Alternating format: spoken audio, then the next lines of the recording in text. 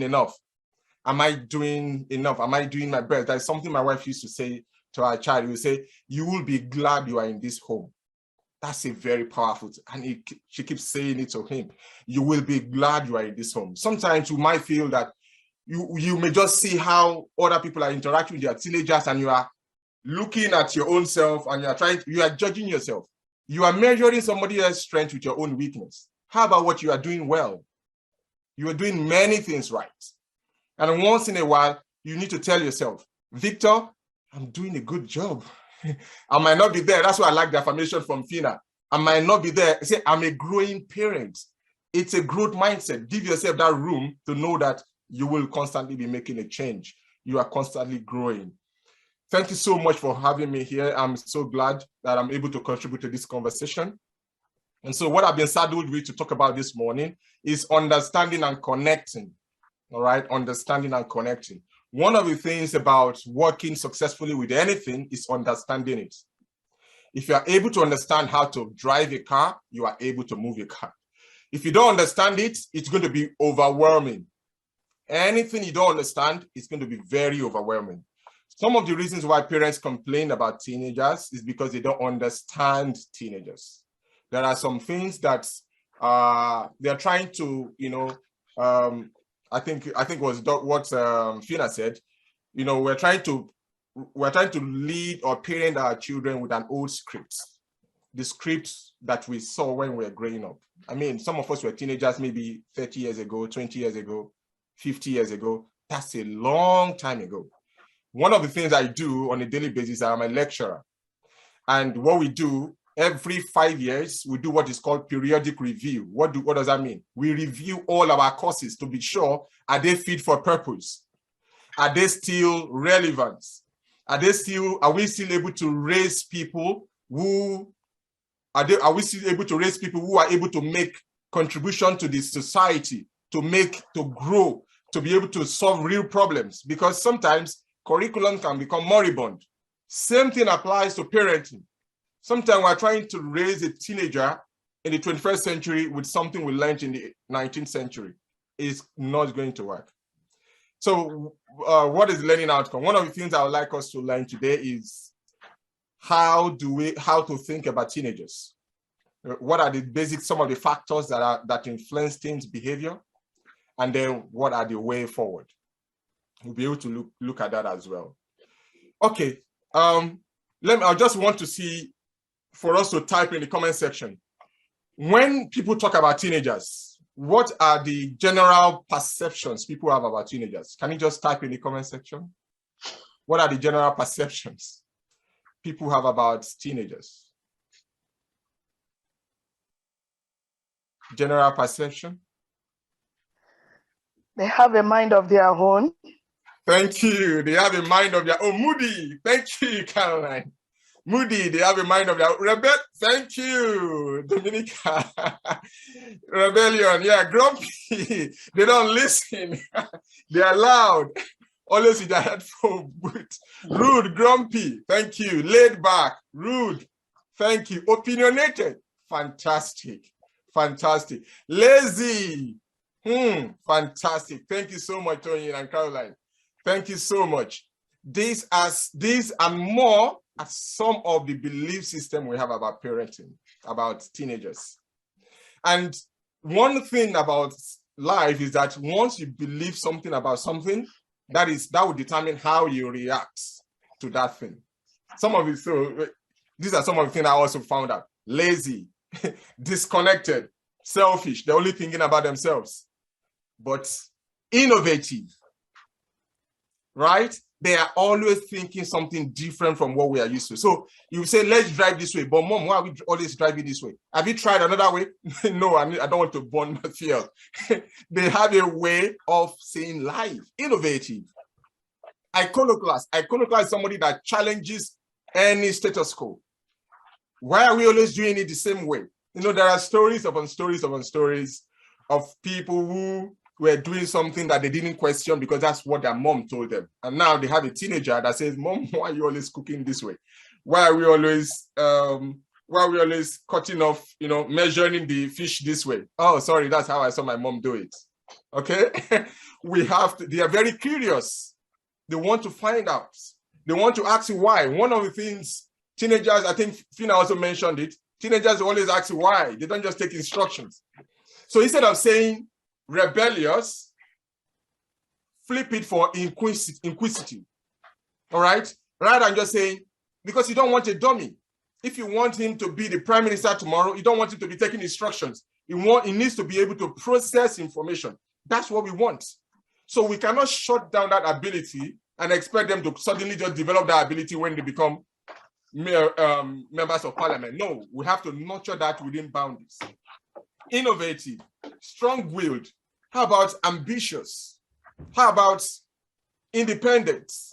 Fantastic. So what I'm trying to say is that where did we pick this belief system from? Why do we think of them this way? Sometimes we learn from, environment. Anytime you talk about teenagers, there's a general perception, negative perception about teenagers. Negative.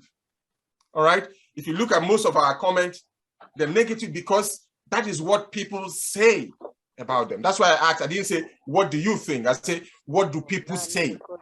All right? The general thing people say.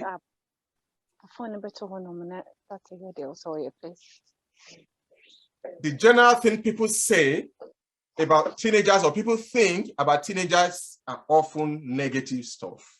And so when you are trying to relate with someone that you don't like, that you have this, your guard will be up. They approach when they challenge what you are saying, okay, we are going to save this money, we want to buy a property, and they say, but mom, you have to change this car. You can't be dropping me off in school with this car.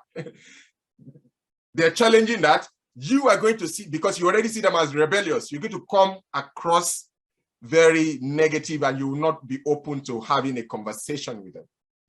So where did you learn about teenagers from? Where? Who taught you about teenagers?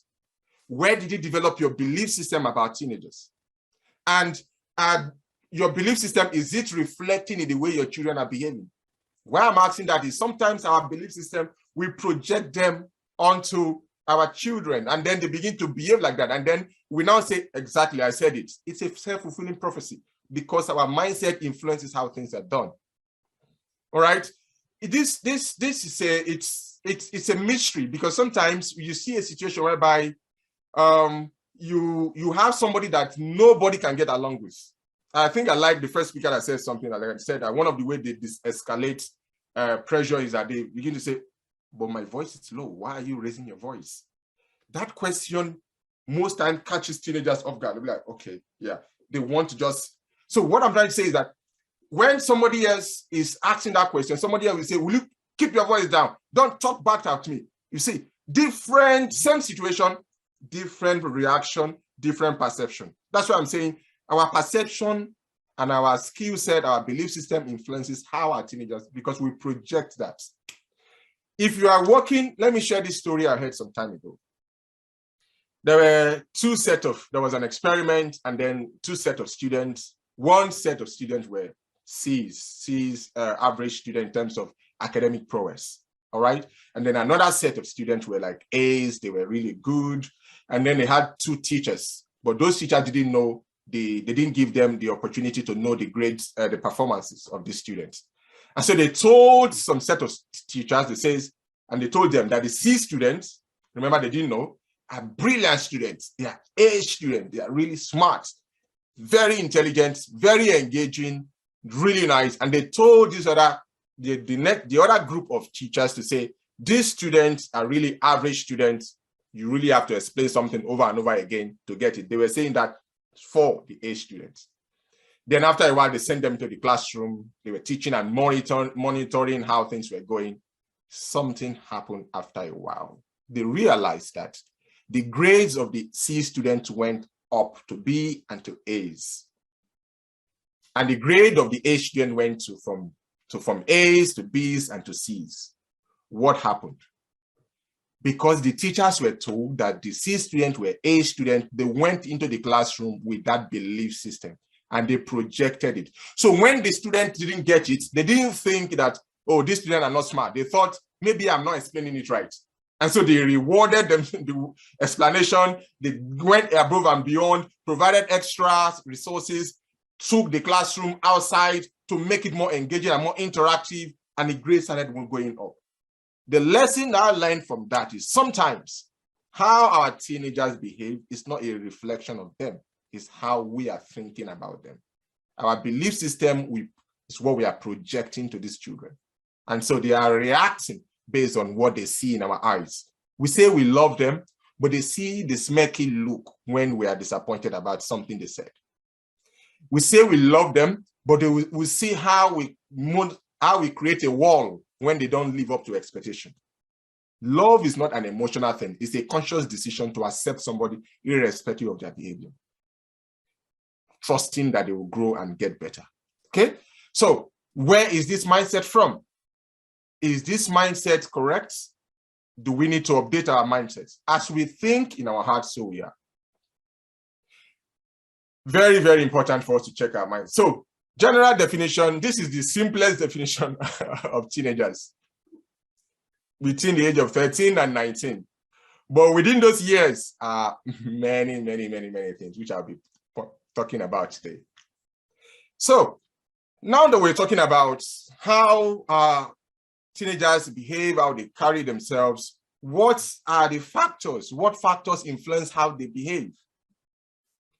What factors influence how our teenagers? That's lovely, cute boy that was born the other day, like, oh, now he has beards, now his voice is only different. What are the factors that are affecting how they're behaving? One of those factors is the family atmosphere. Working with couples, we realize that when we work with couples and people who are in a relationship, that the way they treat each other influence how their teenagers turn out. It's a very powerful connection. So teenagers who come from very loving home where dad loves mom and it's very obvious, and mom loves dad, and they treat each other well, it influences how your teenagers will turn out. Why? Because that is the first view of the world they are coming in contact with.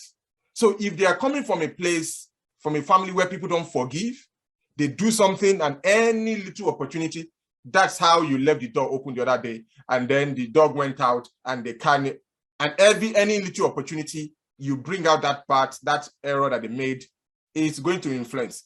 After a while, they're going to numb themselves. They will shield and fence you out. What I mean by fencing out is emotionally they tune you out. The moment you start to talk, they'll be like, yeah. In their head, they have tuned you. They are not hearing anything. And if someone is not listening to us, we cannot influence them. One of the key, I think it was Samademi that said something, that proximity is a key to impact.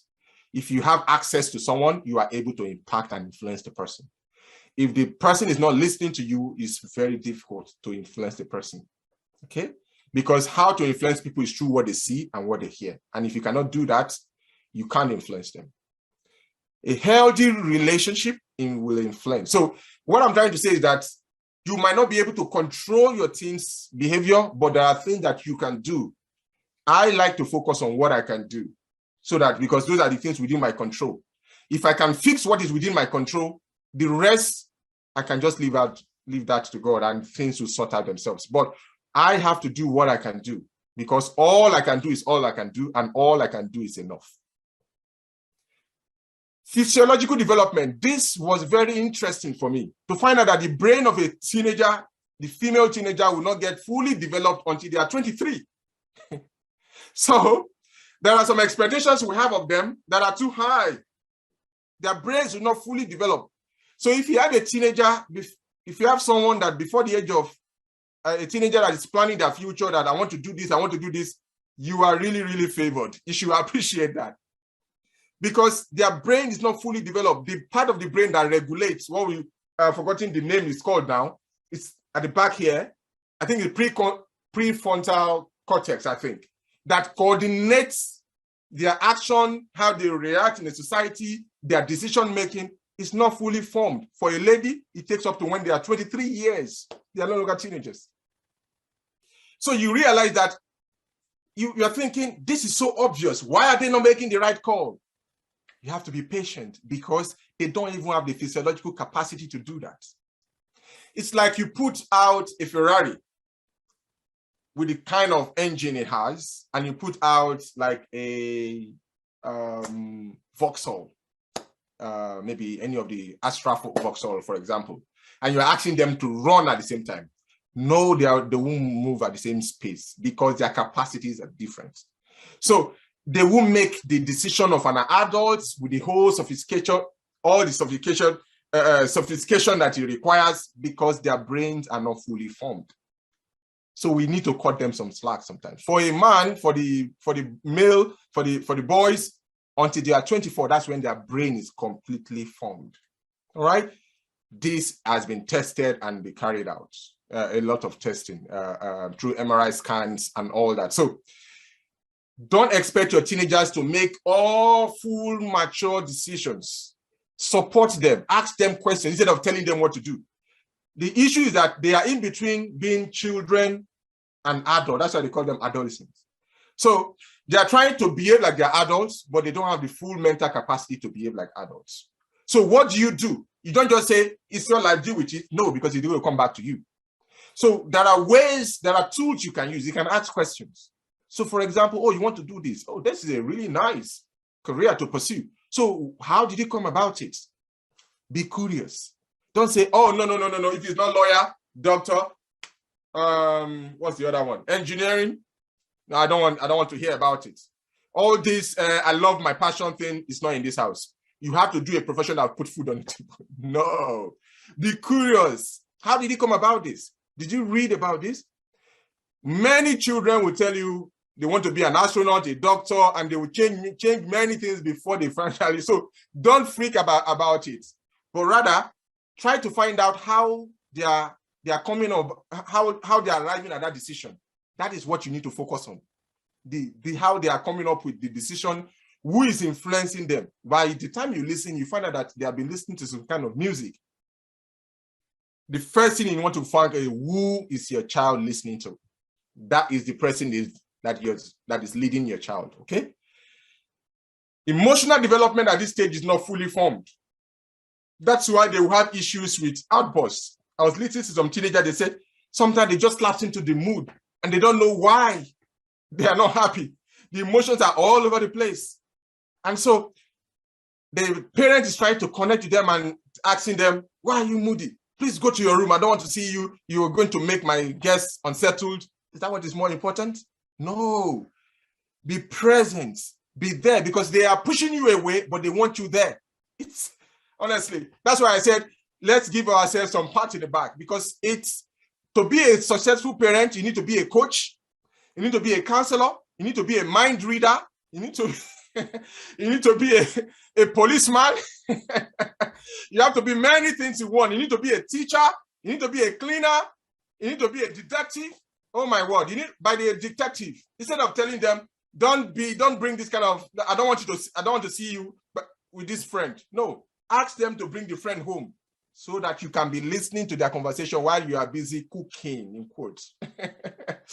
You are sampling out the decisions and the values of the children that are spending time with. Don't fence them out. Create an environment where they can come in because you cannot change what you don't know. So while they are talking and you are hearing, you're like, this guy is a bad influence on my daughter. This boy is a bad influence on my son. You can know that. And you can gradually drive the car from the back seats. That is more powerful. Rather than saying, I don't want you to bring any friend home. No, bring your friends. That will give you a more powerful. So what I'm trying to say is that you have to control the options. All right? Control the options. So, because they are not emotionally developed yet, they are more prone to impulses. Oh, my friend is wearing this sneaker.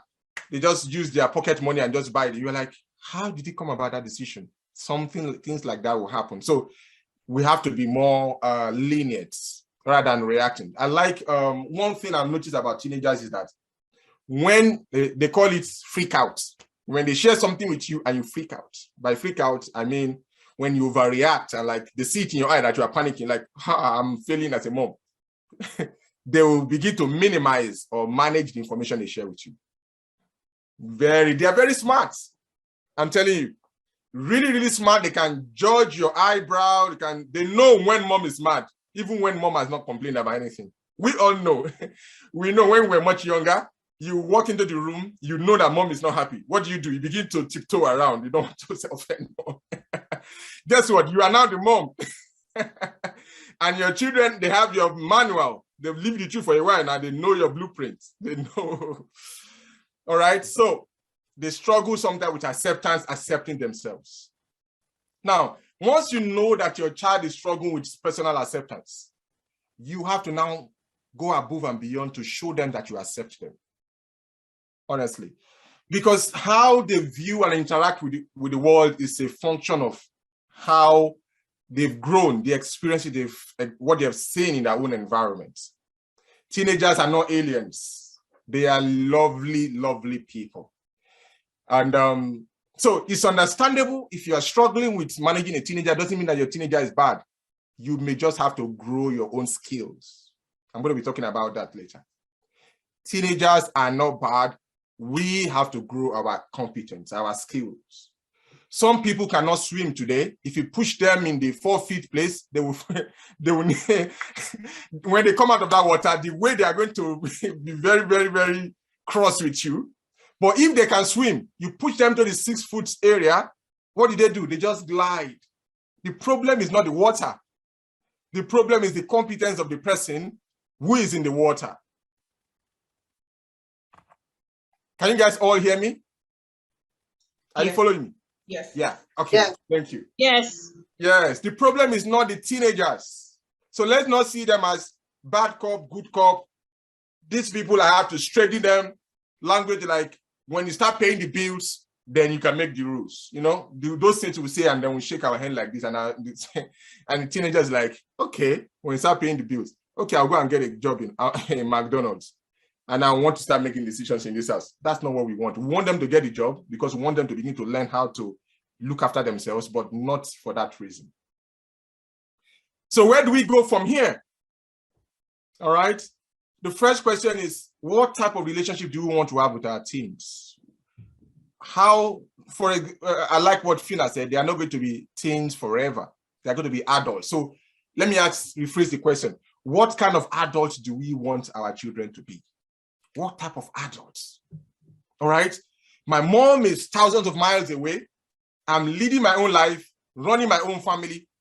But there was a time she was panicking and saying, oh, how is this boy going to turn out? This. Today, she's very proud. But relax now and think and project into the future. In the next 7 years, what kind of a 25-year-old man will my son be? What kind of 30-year-old lady will my daughter be? And then you can go back and now begin to say, what do I need to begin to do to be able to create that kind of a person, to play a role in creating that kind of a person? All right? Because the first thing is to know where you are and then know where you want to go and then ask yourself, who do I need to become? Because sometimes let me just explain it this way. Sometimes when we work with single people who want to get into a relationship and they're telling us, I want a guy tall, dark, and handsome to have 6-pack, 24-pack, you know, that will have this kind of job, drive this kind of car. They have all this fancy list, which is very good.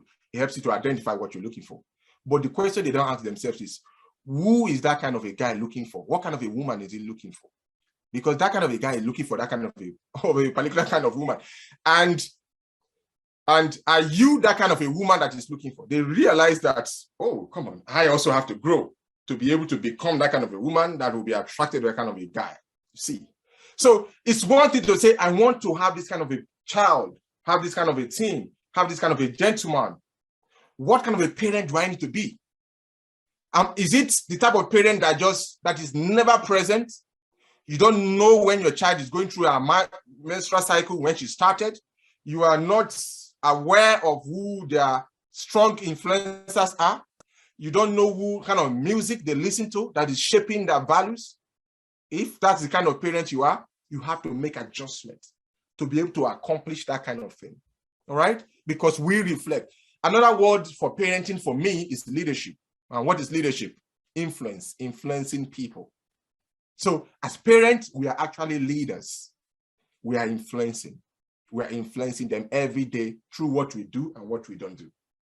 All right. So ask yourself, what kind of a son do I want to have by the time he's 25? So that when he walks into a place, I'll be like, wow, we got there. We got there. And then now go back and now begin to, that's why I like blueprints. When people are building properties, you see that blueprint. First of all, they don't just say, okay, let's begin to build. No, they sit down and say, how many rooms do we want? Where will be the cloakroom? Where will be the sitting room? They create that blueprint. And then they go back and now that is the same principle I'm talking about here. These are things you're already doing, but I'm just asking us to be more proactive, more active, or more conscious about them. Okay. One thing for me is this. I'd like to also know, what has God spoken to you about your child? It's very important for you to know what has God told you about our child. God has an opinion about every child.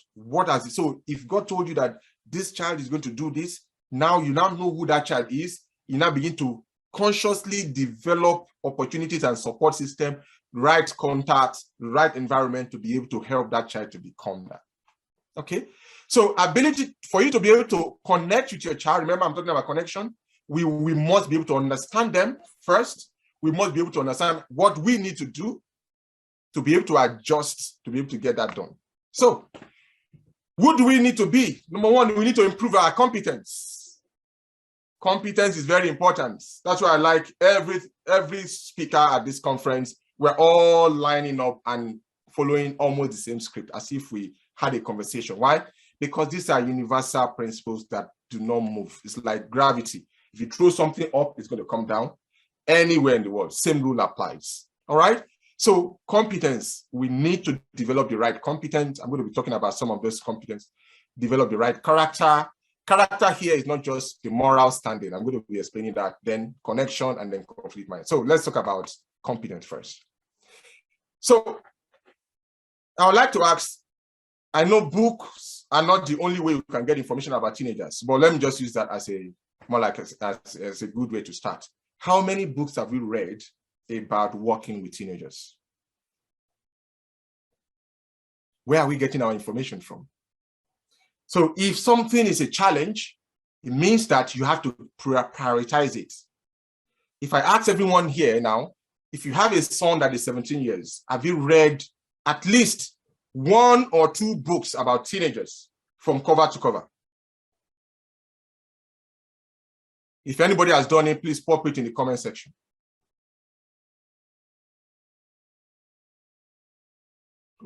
Have you read 1 book about parenting since you've been parenting? And have you read a book about parenting teenagers? Because parenting a toddler is different from parenting it's a different set of skills. Who here has read? Yes, Oluwaseun, thank you so much. Fantastic. Now, what I'm trying to do is to say this. Yes, I have. Fantastic. Yes, fantastic. Good. Oh, I'm dancing right now. I'm dancing. Fantastic. Now, it takes, I don't know how many, it takes many years before someone will study to become a doctor, to become a medical doctor, but parenting is something we're going to be doing for the rest of our lives. We have to prepare and study the same way we study to become a professional at anything. We need to be able to watch YouTube videos, a lot of research is on there, on TED Talk, read books about managing and parenting teenagers. I was listening to someone I really respect, Crefudola. He said something. He said how he wished that he knew that there is a difference between many years ago, he was trying to apply the skill of parenting young children to parenting teenagers to parenting younger. It's completely different. Okay? Completely different. All right? That's why many parents micromanage. When the child is already 17, 18, they are still trying to control. At that point, you need to begin.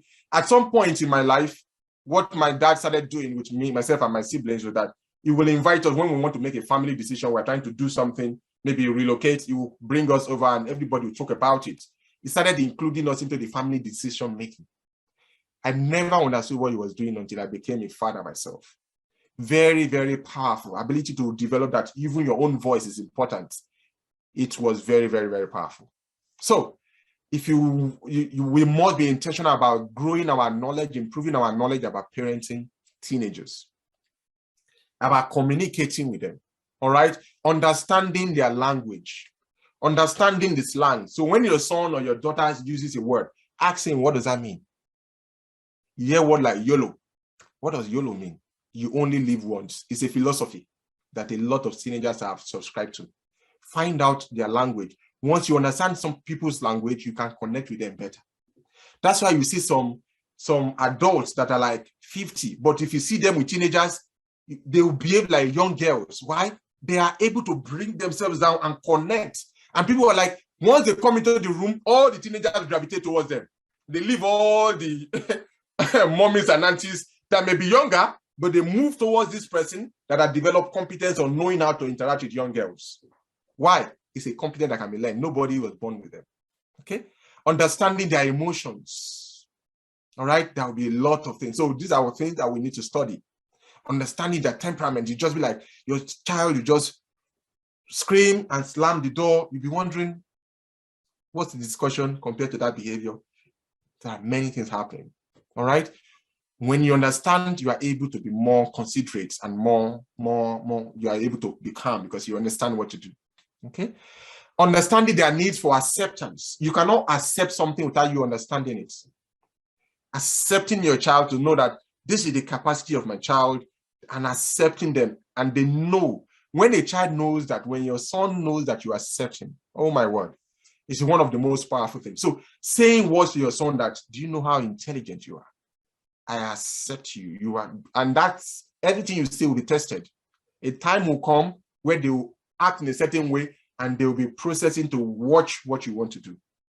Sense of belonging. Belonging is like liking, you know, at this age, they want to belong to a group. All right, they are developing affinity for a particular group, a particular environment. We need to create that ambience, emotional safety for them to be themselves without being judged. All right. Not every time they come around, you're like, the moment you walk into the room, who left this socks here?